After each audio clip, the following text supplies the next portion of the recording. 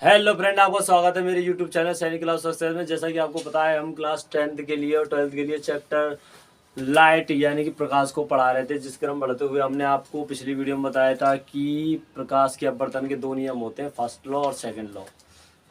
तो आज का टॉपिक थोड़ा सा इंटरेस्टिंग रहने वाला है। जैसे कि आज का टॉपिक रहेगा स्नेल का नियम, यानी कि what is the law of Snell, यानी स्नेल ने जो नियम दिया था वो क्या नियम होता है। ठीक है, तो स्नेल को नियम को समझने के लिए, जैसे कि मैंने पिछली वीडियो में आपको बताया था कि द्वितीय नियम क्या होता है, द्वितीय नियम से ही स्नेल का नियम आता है। आपको याद रखना, यानी आपने द्वितीय नियम याद कर लिया तो मतलब आपने स्नेल का नियम भी याद कर लिया, ये समझ लीजिए। पहले द्वितीय नियम को समझ लीजिए, ये पिछली वीडियो में समझा दिया था, अगेन एक बार और समझ लीजिए। ठीक है, लिखा हुआ किन्हीं दो माध्यमों के लिए एक निश्चित तरंग दैर्ध्य के प्रकाश के लिए आपतन कोण की जस साइन आई तथा अपवर्तन कोण की जस साइन आर का अनुपात एक नियतांक होता है।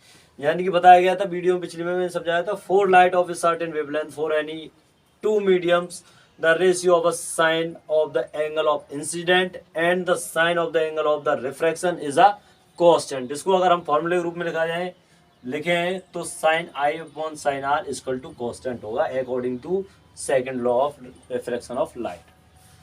अगर ये कांस्टेंट होता है तो हम इसको लिख सकते हैं कि पहले माध्यम के सापेक्ष दूसरे माध्यम का अपवर्तनांक 1n2 होता है।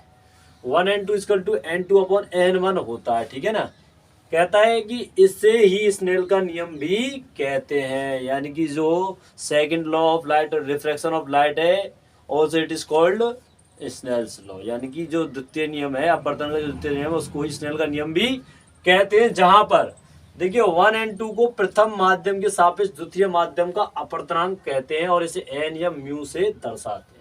यानी जो आपको दिख रहा है 1n2 को क्या कहते हैं, प्रथम माध्यम के सापेक्ष दूसरे माध्यम का अपवर्तनांक, जिसका फॉर्मूला होता है दूसरे माध्यम के सापेक्ष अपवर्तनांक अपॉन पहले माध्यम के सापेक्ष अपवर्तनांक। इसी को ही स्नेल का नियम कहते हैं, that is the law of Snell's.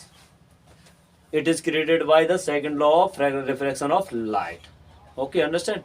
Late us देखिए, अब इंग्लिश मीडियम वाले बच्चे देख लीजिए, यानी सीबीएसई बोर्ड वाले बच्चे देख लीजिए। व्हाट इज द डेफिनेशन रहेगी, यानी डेफिनेशन क्या रहने वाली है स्नेल के लॉ की। What is the definition of Snell's law. तो कह रहा है दिस कांस्टेंट, यानी this constant 1n2 is called the refractive index of the second medium with respect to the first medium. It is represent by n और mu.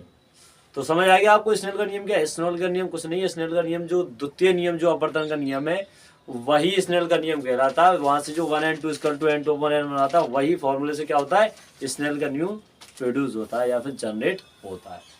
तो snail के नियम को समझने के लिए आप द्वितीय नियम को याद कर लीजिए। जैसे कि आपने फर्स्ट लॉ याद किया था तो सेकंड लॉ याद किया था, सेकंड लॉ को ही स्नेल का नियम कहा जाता है। तो मिलते हैं नेक्स्ट वीडियो में, तब तक लिखिए जय हिंद जय भारत।